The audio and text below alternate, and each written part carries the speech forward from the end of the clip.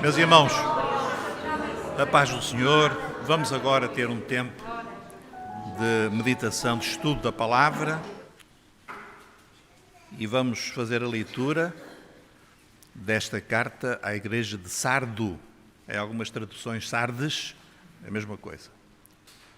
E lemos assim: E ao anjo da igreja que está em Sardo escreve: Isto diz o que tem os 7 Espíritos de Deus e as 7 estrelas. Eu sei as tuas obras, que tens nome de que vives e estás morto.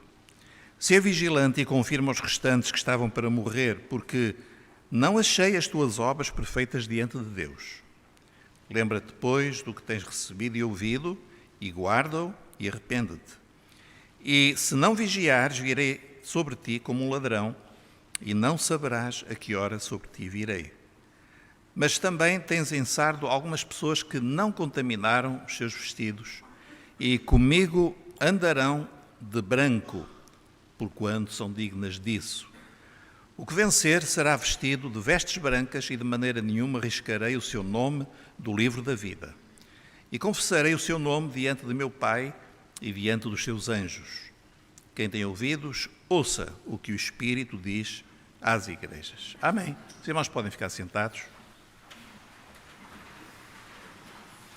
Meus irmãos, nós estamos a estudar estas cartas e, como temos dito, nós temos 4 níveis de aplicação destas cartas. A primeira é um nível, podemos dizer assim, literal, histórico, às igrejas que aconteceram, que viveram de facto naquele tempo. O segundo nível é tomar cada uma destas igrejas como um tipo de igreja. Então, há uma igreja do tipo de Éfeso. O que é que aconteceu com Éfeso? Perderam o primeiro amor. Há uma igreja do tipo de Esmirna, e infelizmente nós vemos hoje ainda nos nossos dias que é a igreja perseguida. Eu não sei se os irmãos têm a noção, mas nunca houve tanta perseguição à igreja como no século XX. Nós pensamos que foi no início, mas nunca houve tantas vítimas de perseguição à igreja como ocorreram no século XX. E no século XXI estamos também, em muitos lugares, numa situação muito complicada. Um terceiro nível é uma aplicação pessoal. Então eu posso identificar-me com um tipo de igreja. Nós hoje vamos fazer isto ao tratarmos da igreja de Sardo. Mas também nós podemos olhar para estas 7 cartas como uma profecia a respeito de 7 períodos, 7 tempos da igreja. Eu tenho dito que isto não é uma doutrina, é uma interpretação que muitos irmãos têm feito quando pensam o seguinte: história da igreja nós temos, por exemplo, em Atos, mas em Apocalipse, que é um livro profético, é suposto nós encontrarmos profecia. Então, não são 7 cartas apenas dirigidas àquelas 7 igrejas que viveram, mas são palavras dirigidas a 7 tempos.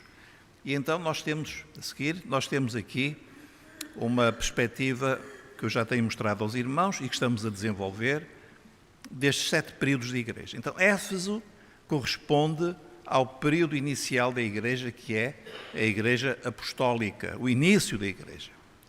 Esmirna, logo a seguir, a igreja perseguida. O Império de Roma desencadeou 10 vagas de perseguição, algumas delas extremamente cruéis. A primeira delas foi do imperador louco, que todos conhecem, que é o Nero, mas depois continuou e, de facto, os nossos irmãos sofreram horrores às mãos destes perseguidores. Depois entramos num período diferente, período de Pérgamo, quando a igreja, pelas mãos de um imperador chamado Constantino, ela recebeu uma espécie de tolerância inicial e depois um presente envenenado. Qual foi o presente envenenado? É que Constantino e depois os seus sucessores, eles transformaram o cristianismo na religião oficial do Império. Então, irmãos, reparem esta mudança de igreja perseguida a religião oficial. Assim, quase da noite para o dia. Isto parecia muito bom, de facto levou a Igreja a comprometer-se com o poder político e começou aqui uma degradação espiritual da Igreja muito séria. Nós vimos no último domingo, em Tiatira, que essa corrupção da Igreja atingiu níveis terríveis. E a Igreja de Tiatira fala-nos de um período muito longo. Nós podemos datar mais ou menos do ano 600. São datas muito grosseiras, só para termos uma ideia do ano 600. E até hoje a Igreja de Tiatira não morreu, ela continua. E hoje vamos falar de Sardes, ou de Sardo, que é a igreja que nós vamos chamar de a igreja nominal, a igreja de nome. E porquê? Por causa do que nós lemos no versículo 1. Tens nome de que vives e estás morto. Isto é uma coisa fortíssima quando nós pensamos, avaliamos estas palavras, dirigidas a uma igreja. É de facto uma acusação, uma censura, uma avaliação muito, muito difícil. Então nós vamos entrar, irmãos, primeiro uma introdução sobre o que era Sardo. Sardo era uma cidade que ainda era importante, mas tinha sido, sobretudo, importante no passado. Situada a 80 quilómetros da cidade de Éfeso, portanto, estas igrejas estavam em cidades muito próximas. Foi capital da região da Lídia, que foi quase assim, um reino à parte, no século VII a.C. Um dos reis mais conhecidos de Sardo foi Cresos, um homem riquíssimo. Aliás, até ainda hoje se diz, é rico como Cresos, não é?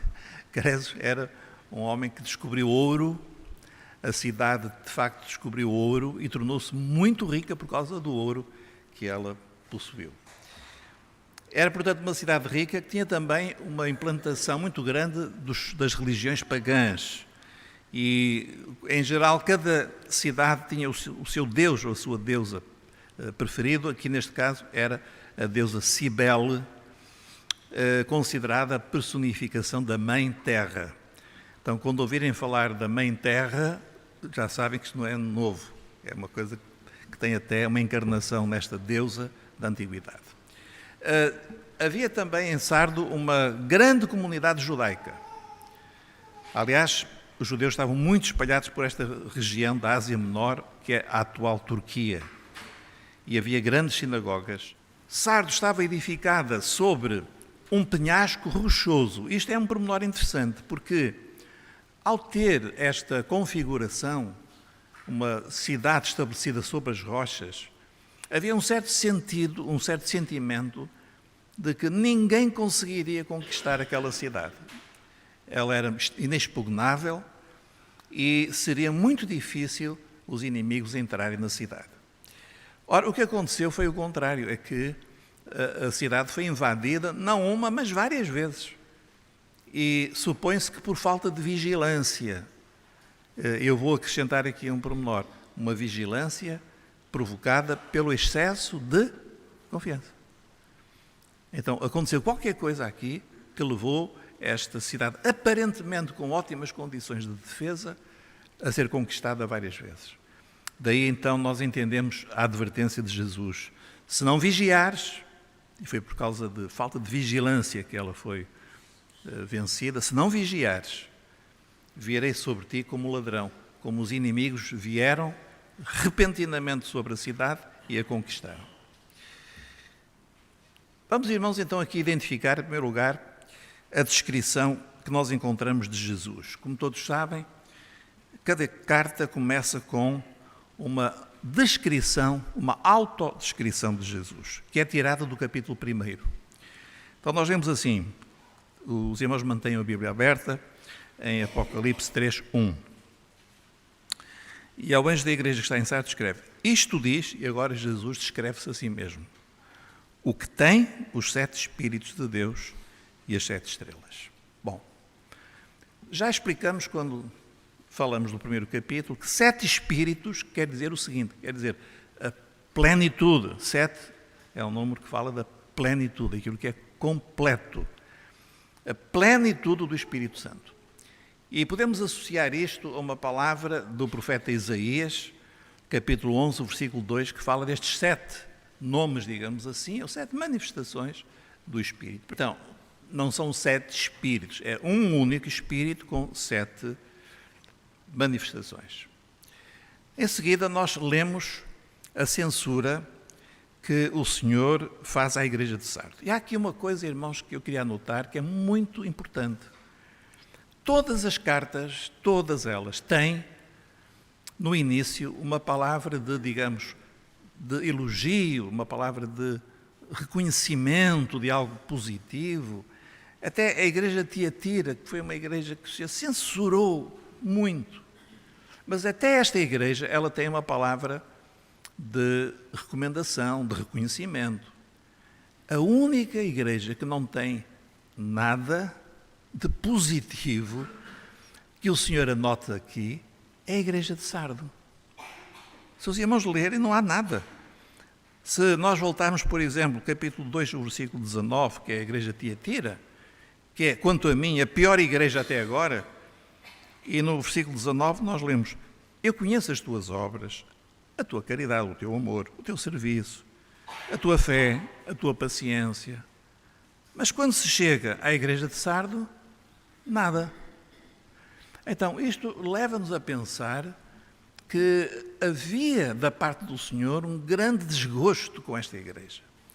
E nós vamos procurar entender porquê, porque sem dúvida que isto tem algum ensino para nós. E, pelo contrário, o Senhor começa logo, podemos dizer assim, ao ataque, porque ele diz logo no início: eu sei as tuas obras, porque já temos visto que o que o Senhor avalia nas igrejas, o que é? O que é que o Senhor avalia nas igrejas? Eu conheço a tua boa intenção, é isso? Está a custar a sair. Eu conheço o quê? As obras. O que é as obras? As obras são visíveis ou não? O Senhor conhece o meu coração. Não. O Senhor quer ver as nossas obras, as nossas ações. Então é isso que o Senhor quer ver em nós. E o Senhor olha para aquela igreja e diz esta coisa extraordinária: tens nome de que vives, é uma igreja, eram cristãos, mas estás morto. Reparem que o Senhor não diz: estás doente, estás a precisar de um renovo. Não, o Senhor diz: estás morto. Mas, irmãos, eu não quero ser muito macabro, mas quando nós estamos perante um cadáver, e não é que a gente esteja todos os dias, nós quando olhamos para ele, não dizemos assim: coitado, está com mau aspecto. Coitado, está muito pálido. Eu já falei e não ouviu. Não, ele está morto. Se está morto, não tem vida. Então, a palavra de Jesus, ela é assim muito, muito forte. Aliás, é a palavra mais forte que nós encontramos em todas as 7 cartas. Exceto depois lá em Laodiceia, também vamos ver uma declaração que é muito preocupante. Então, aqui, o diagnóstico do Senhor, olhar para a igreja em geral, diz: isto é uma igreja morta. Meus irmãos, isto é muito importante porque o nome, às vezes, ilude muitas pessoas. Muitas pessoas têm nome. E o nome é, na nossa cultura aqui ocidental, todos são mais ou menos cristãos, não é?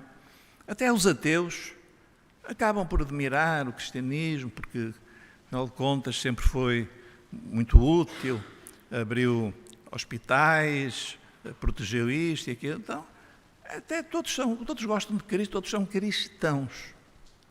O problema não é o nome. O problema qual é? É vida. Esse é que é o problema. Então, para Deus, para o Senhor Jesus, que é o Senhor da igreja, ele não está muito preocupado com o nome. Qual é o nome? Não, meu nome, Igreja Cristã de Cristo Jesus, o Messias. Pode pôr os nomes que quiser. O que o Senhor avalia é se na igreja há vida. E eu pergunto: que vida? Que vida? Uma vida espiritual. Por exemplo, A igreja ora. Irmãos, eu vou dizer uma coisa, não quero estar aqui a perturbar ninguém. Uma pessoa que se diz cristã e não ora, que não tem comunhão com o seu Deus, que vida é que pode ter? Que vida? De onde é que vem a vida? A oração é um canal ligado a um grande depósito da graça de Deus e pela oração a graça do Senhor desce até nós. Eu não oro, eu não busco a Deus. Mas eu sou muito cristão. Mas está morto. Morto, sem vida, não há vida. Outra coisa, o que é que nos sustenta, o que é que nos dá força, o que é que nos alimenta? É a palavra de Deus. Então, se eu não leio a palavra, se eu desconheço a Bíblia, se para mim é um grande frete ler a Bíblia, se eu não tenho gosto nenhum em ler a Bíblia, se eu não gosto de ouvir na igreja expor a Bíblia, só gosto de cantorias e tal, umas coisas para animar, irmão, eu estou morto. Porque a força que nós temos, aquilo que nos alimenta, que nos sustenta, é a palavra de Deus. Jesus disse, a palavra que eu vos tenho falado é espírito e vida. E por isso a palavra de Deus é comparada ao pão, ao maná. O maná que alimentava Israel e que nos alimenta hoje a nós.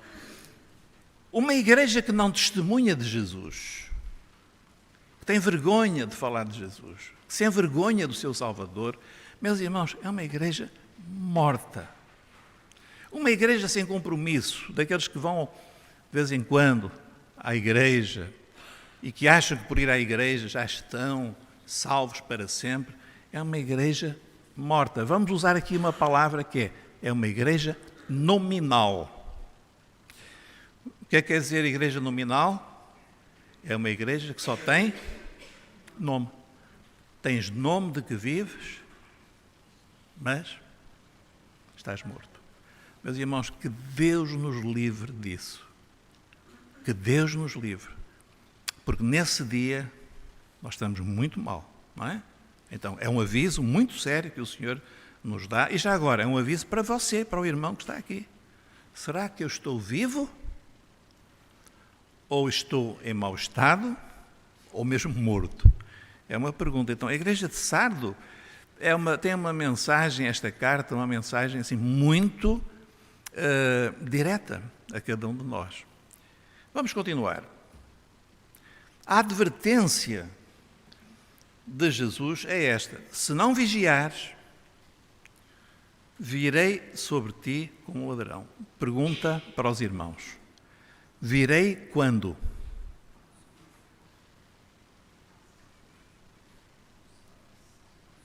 Exatamente. Meus irmãos, a igreja espera um dia muito especial. E o apóstolo Paulo diz aos Tessalonicenses: mas vós não sois filhos das trevas ou da noite, para que este dia vos surpreenda como um ladrão. Então, a igreja, ela não vai ser surpreendida como um ladrão. Quando? No dia da vinda do Senhor, mais propriamente no dia do arrebatamento da igreja. Meus irmãos, é assustador hoje. Há muitos crentes bons e não sabem sequer o que é o arrebatamento da igreja. A gente fala do arrebatamento e eles pensam que é arrebentamento ou qualquer coisa assim. O arrebatamento. O que é o arrebatamento? Então, eu convido os irmãos, muito rapidamente, a abrirem a vossa Bíblia. Primeira carta aos Tessalonicenses, capítulo 5. Então, diz assim, no versículo número 2, 1 aos Tessalonicenses 5, 2, diz assim: porque vós mesmos sabeis muito bem que o dia do Senhor virá como o ladrão de noite. Pois quando disserem a paz e segurança, então lhes sobrevirá a repentina destruição, como as dores de parto àquela que está grávida, e de modo nenhum escaparão. E agora diz assim, mas, então há aqui um contraste, assim, mas vós, irmãos, Está a falar para a igreja. Vós, irmãos, já não estáis em trevas, para que aquele dia vos surpreenda como um ladrão. Então reparem, aqui Paulo diz o seguinte: o mundo, a sociedade vai ser surpreendida como um ladrão, vai ser uma surpresa absoluta. Tudo aquilo que é chamado o dia do Senhor, que é o tempo do fim. A igreja, ela não sabe o dia nem a hora. Mas a igreja, porque ela vigia, ela não vai ser surpreendida. Ela não vai dizer assim: Jesus, tu vieste e eu não estava à tua espera. Não, a igreja é vigilante, ela está à espera de Jesus. Eu pelo menos estou, os irmãos também. Eu todos os dias, eu olho para as notícias e olho para a Bíblia e digo assim: meu Deus, isto devem faltar segundos para a vinda de Jesus, para o arrebatamento. O que está a acontecer hoje, os irmãos, não vou aqui estar a fazer de boletim de notícias, mas os irmãos conhecem o que está a acontecer hoje, é o que está perdido na palavra de Deus. O que é que nós queremos mais? E mais, além daquilo que nós lemos, o Espírito fala às igrejas, em todo o mundo, todas as línguas. Os irmãos estão a receber a mesma mensagem que é: eis que cedo venho. Igreja, prepara-te. Então, nós não estamos nas trevas para que este dia nos surpreenda como um ladrão. Nós somos filhos da luz. Mas o que é que o Senhor fala a respeito de Sardo? Se não vigiares, virei sobre ti como um ladrão. Então, Sardo é uma igreja despreparada para a vinda do Senhor, que vai ser surpreendida. Exatamente como naquela cidade, todos pensavam: nós estamos aqui nesta rocha, isto aqui ninguém nos chega, e foram conquistados várias vezes. Esta igreja também, ela está confiante em si mesma, ela não vigia, ela leva aquela vida, aquela tradição, aquela coisa xoxa, aquilo que não tem valor nenhum. Tem nome: eu sou cristão. Eu costumo dizer, e a minha irmã é Cristina, e tem um amigo chamado Cristiano. Não é o nome que conta, meus irmãos. O que conta é o Senhor ver em nós vida espiritual. Vida. Agora, irmãos, há aqui uma coisa que nos choca. É que se Tiatira fala do início daquela igreja que, no fundo, se vai transformar na Igreja Católica Romana, e não estamos aqui a atacar igrejas, estamos a falar de factos históricos. A Igreja Católica Romana tem um percurso que os irmãos encontram em qualquer livro de história. Se Tiatira corresponde a este tempo da Igreja, do desenvolvimento da Igreja Católica Romana, o que é que Sardo representa historicamente? Bom, Sardo fala a respeito do momento. Eu falei de 1500. Quem sabe alguma coisa de história, se lembra de alguma coisa, sabe que em 1517 aconteceu uma coisa muito importante. Martinho Lutero, que afixou na porta de Wittenberg, Castelo de Wittenberg, afixou 95 teses. O que eram essas teses? Eram um protesto contra desvios da Igreja Católica Romana face à Bíblia. Ele fez aquilo até como um católico que ele era um teólogo católico, um monge. E o desejo dele era uma reforma da Igreja, que as pessoas mudassem. Só que nós sabemos o que aconteceu. A Igreja não mudou, Lutero foi excomungado, e a partir daí começaram as igrejas chamadas igrejas protestantes, ou igrejas reformadas, ou mais tarde chamadas evangélicas. Porquê é que nasceu a reforma? Porquê é que surgiu a reforma? Eu vou pedir aos irmãos paciência, vou passar em revista algumas coisas para os irmãos entenderem o ambiente assim, insustentável que se vivia na Europa antes da reforma.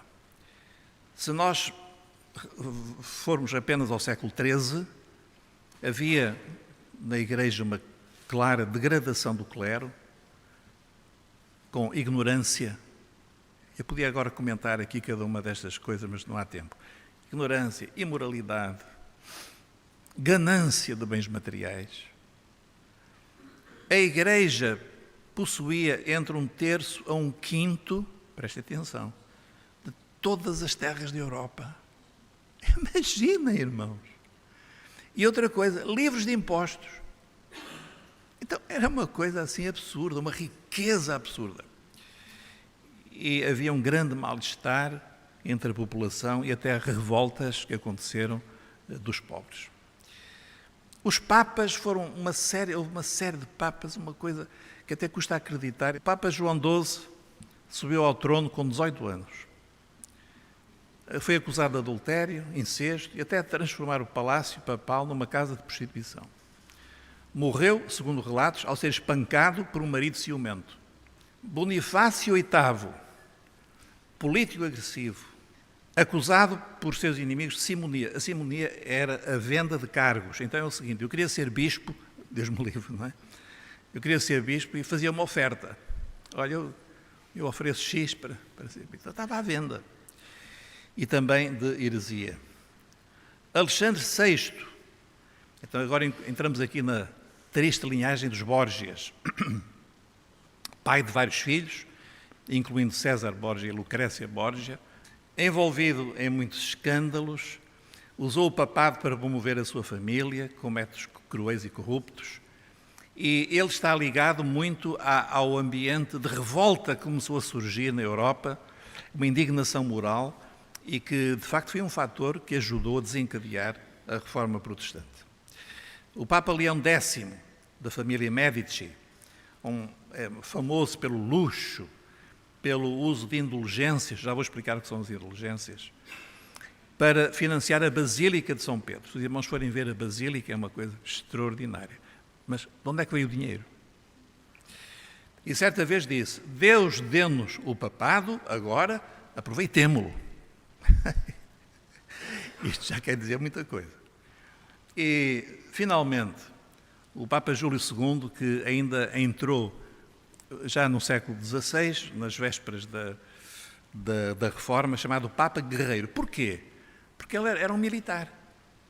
Ele gostava de guerras, de campanhas.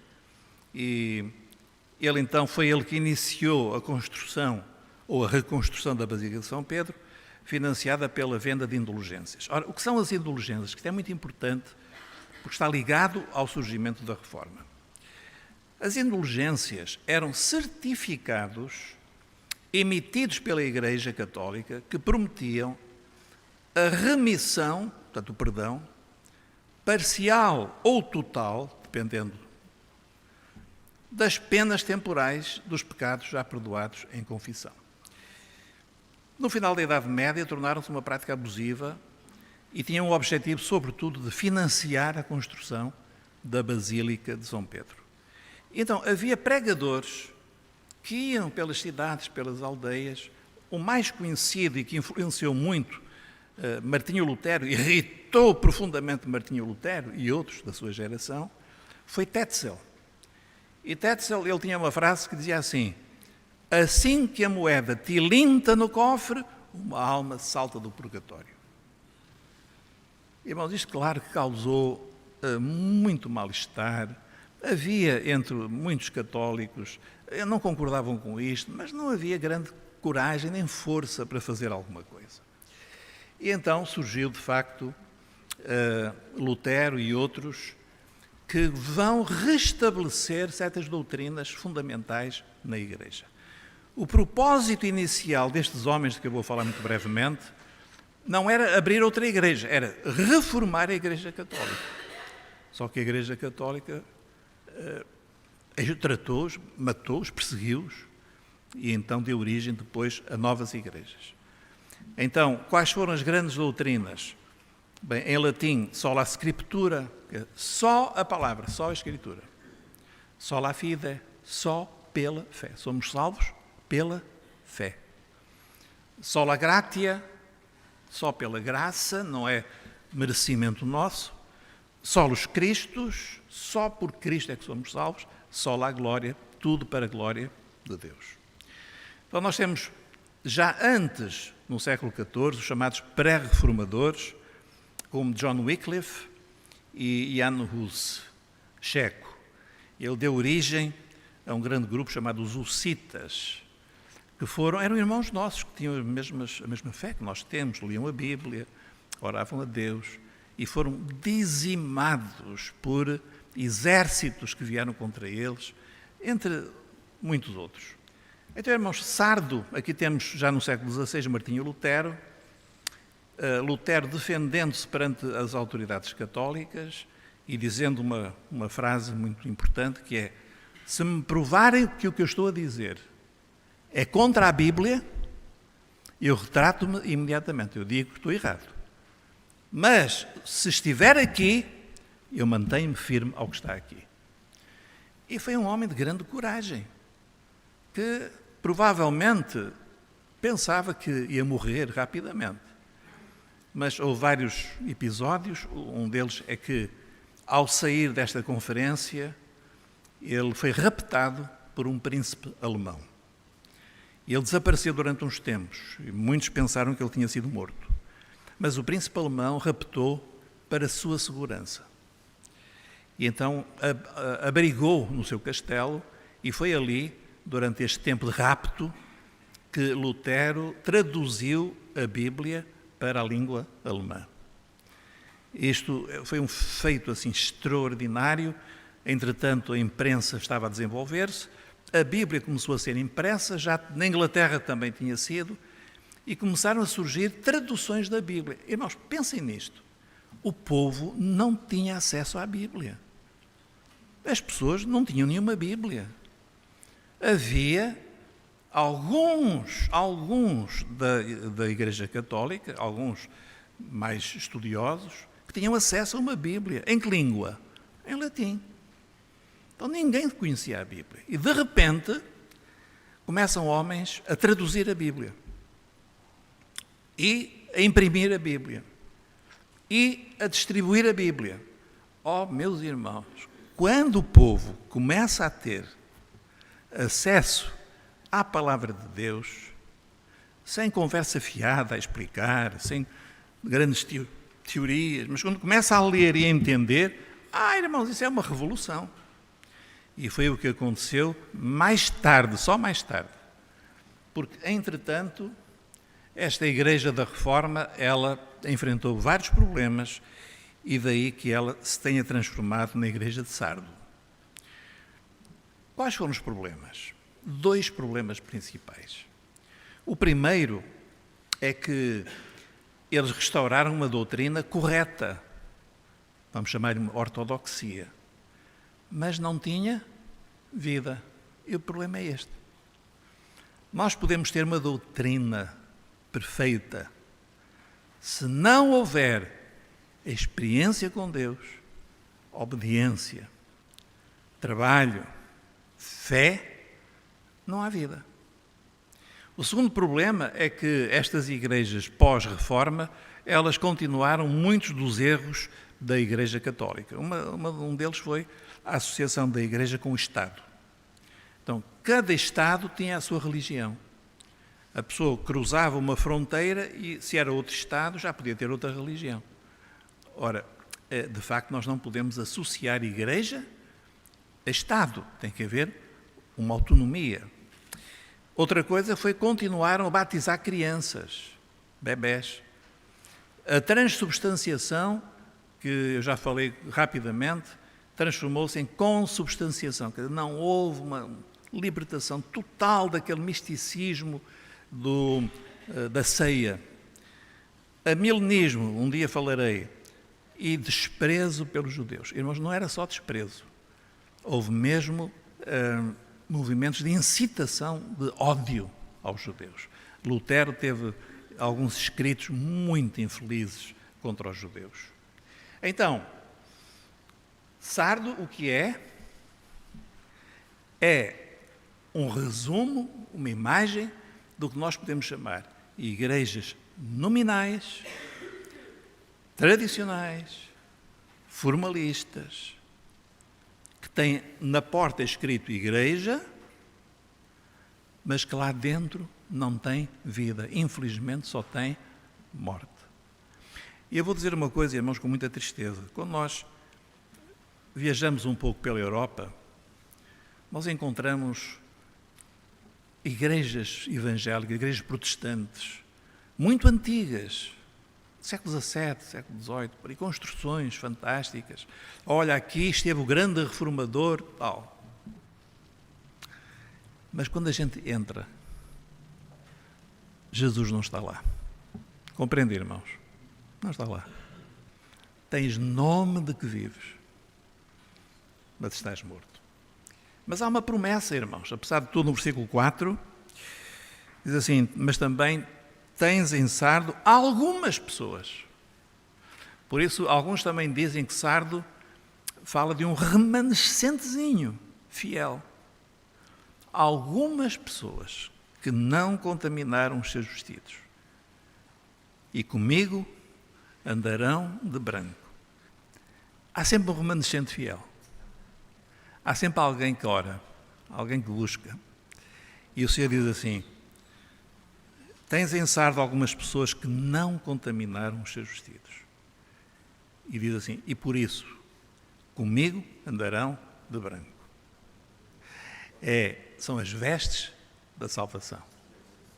Então, apesar de tudo, há sempre alguns que buscam a Deus, que dizem, oh Senhor, nós precisamos de Ti, Senhor, lembra-te da Tua igreja, Senhor, vem-nos buscar. Há sempre alguém que está em oração. O que vencer será vestido de vestes brancas e de maneira nenhuma riscarei o seu nome do livro da vida. Então, outra pergunta para os irmãos. Primeira pergunta, o que é o livro da vida? É o livro onde estão escritos os nomes de quem? Daqueles que se arrependeram dos seus pecados, foram à cruz e foram perdoados e lavados no sangue do Cordeiro. E foram cheios do Espírito Santo, não é? Visitados pelo Espírito Santo, que passou a habitar neles. Então, o nome de cada um está escrito, aqui a imagem é um livro, claro que não é um livro literalmente, não é? Mas está registado na presença de Deus. Então, o irmão Fernando Macedo, está lá escrito, Fernando, Macedo, entregou-se a Jesus no dia tal. Ainda me lembro quando ele veio à frente. Fiel até ao fim, que Deus te guarde. Fiel até ao fim. O nome dele está escrito. Agora, o Zé da Silva converteu-se no mesmo dia. Nunca conseguiu deixar o pecado. Gostou mais do mundo do que do reino. Nunca podia orar, nunca podia servir, gostava de mulheres. Não é pecado, mas várias ao mesmo tempo é que não. Aldrabão, vigarista, o nome dele estava aqui, risca. Agora, a promessa que o Senhor faz é esta. Aqueles que vencerem, no meio da frieza, no meio do mundanismo, no meio de uma religião hipócrita e vã, os que vencerem, o nome deles nunca será riscado do livro da vida. Aleluia! Aleluia! E confessarei o seu nome diante do meu Pai e diante dos seus anjos. Quem tem ouvidos, ouça o que o Espírito diz às igrejas. Concluindo, meus irmãos, então nós temos aqui, a igreja de Éfeso, ela vai ser perseguida em Esmirna. A igreja de Esmirna, ela praticamente, ela não vai desaparecer, mas vai ficar um bocadinho só da igreja. E vai ser tentada em Pérgamo. Pérgamo é a igreja que começa a corromper-se, aliando-se ao mundo, à política. E depois vai ampliar-se em Tiatira. Agora, Tiatira, Sardo, Filadélfia e Laodiceia são as 4 igrejas que vão ficar até ao fim. Podemos dizer que Pérgamo foi até Tiatira, mas Tiatira vai até ao fim. Por que é que eu digo isto? Bom, porque lemos assim no versículo número 22 do capítulo 2, sobre Tiatira. E que sobre ela virá grande tribulação. Então, esta igreja vai até à grande tribulação. Os irmãos estão a acompanhar? A igreja de Tiatira nasceu, eu falei no ano 600, mas ela vai continuar até à grande tribulação. A igreja de Sardo, nós não sabemos, provavelmente não vai aproveitar o arrebatamento, porque diz, se não vigiares, virei sobre ti como um ladrão. Filadélfia, sim, Filadélfia vai ser arrebatada, depois vou dizer porquê. E Laodiceia, ninguém sabe, há também aqui um dilema. Então, no final, vou dizer assim, nos nossos dias, nós não encontramos a igreja de Éfeso, nem de Esmirna, nem de Pérgamo, mas encontramos Tiatira, encontramos Sardo, Filadélfia e Laodiceia. Isto agora para nós é muito importante, porque nós podemos perguntar assim, que tipo de igreja quero eu ser? Nós queremos ser Filadélfia. Nós vamos depois explicar porquê. Amém, meus irmãos? Aplicação pessoal, cristão de nome? Não, meus irmãos, cristão de nome. Ou discípulo que segue a Jesus? Discípulo que segue a Jesus. É esse o nosso propósito. Amém?